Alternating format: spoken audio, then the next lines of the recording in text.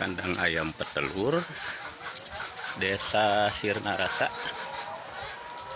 yang dikelola oleh BUMDesa.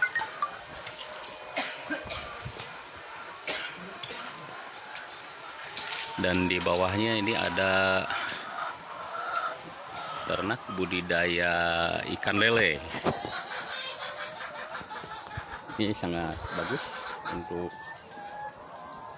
percontohan program ketahanan pangan di Desa Sirnarasa, Kecamatan Tanjung Sari.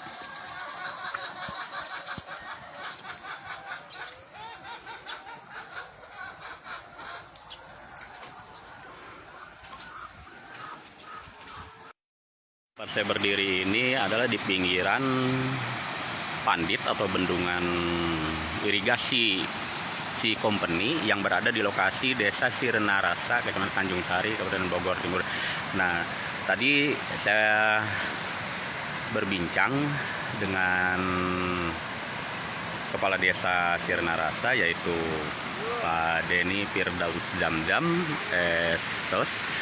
Ini menurut rencana Kades Sirnarasa ini nantinya akan ada kolaborasi pengusulan kepada pihak BBWS provinsi untuk ini bisa ada penataan pinggiran daripada Sungai Cibet ini yang nantinya akan dimaksimalkan untuk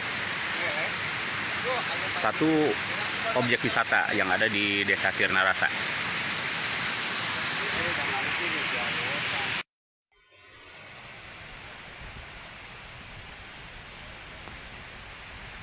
Halo guys, selamat pagi menjelang siang.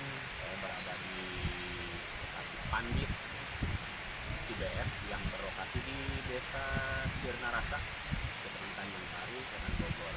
Kebetulan hari ini saya mau lihat ini nih, Pandit, dan di sini kita bisa lihat bahwa ada potensi untuk pengembangan wisata. Nah, di sini tadi saya sedikit ngobrol dengan Pak Lurah, katanya ini untuk saluran irigasi ini akan ditanam ikan dan nantinya bisa dipancing. Tuh, coba ikuti. Alhamdulillah, Pak, siap ngobrol-ngobrol nih. Boleh nggak coba saya bicara dengan Pak Kades ya? Boleh, siap. Ini Pandit nih Pak ya? Ya. Ini kalau saya lihat kan untuk pengembangan wisatanya, saya lihat bagus nih Pak. Secara propertinya memang belum ada, tapi ketika kita lihat situasi atau lahannya ini sangat luar biasa nih. Gimana Pak Kades? Baik, kita akan mencoba berkolaborasi dengan pemanfaatan sumber yang ada, yaitu dengan Pandit.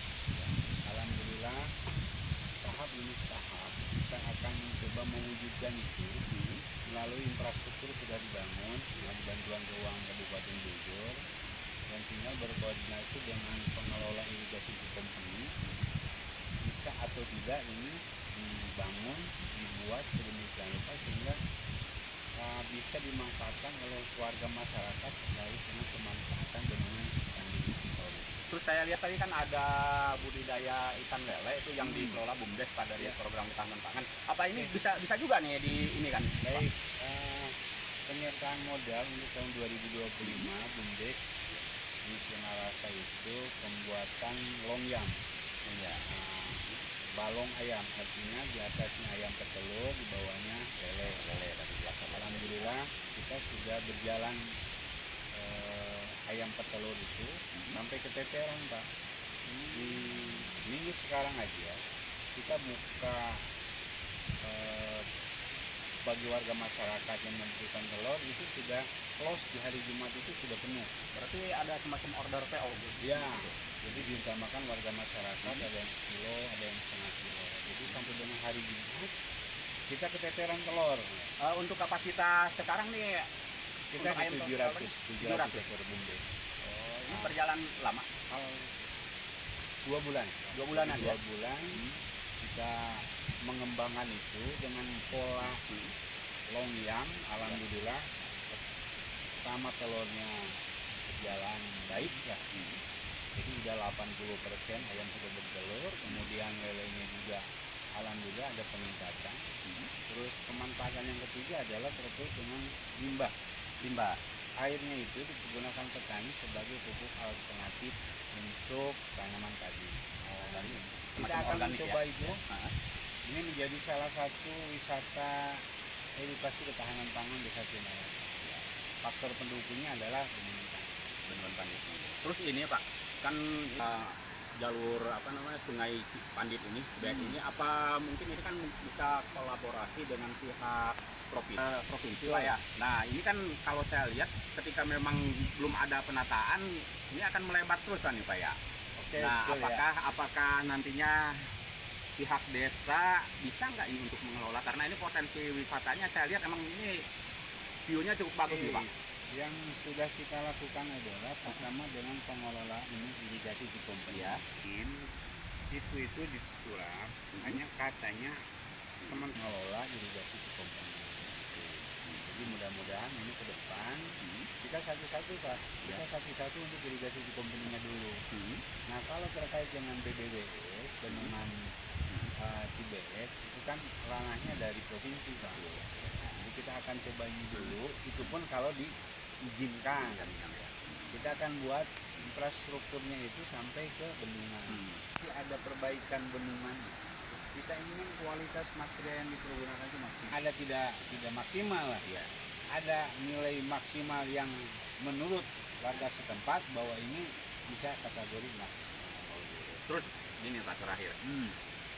Dengan view segini bagusnya nih ya, kalau menurut pandangan kita ya, ini rencananya atau wacananya dibikin objek wisata apa nih bagusnya nih Pak kalau lahan seperti ini?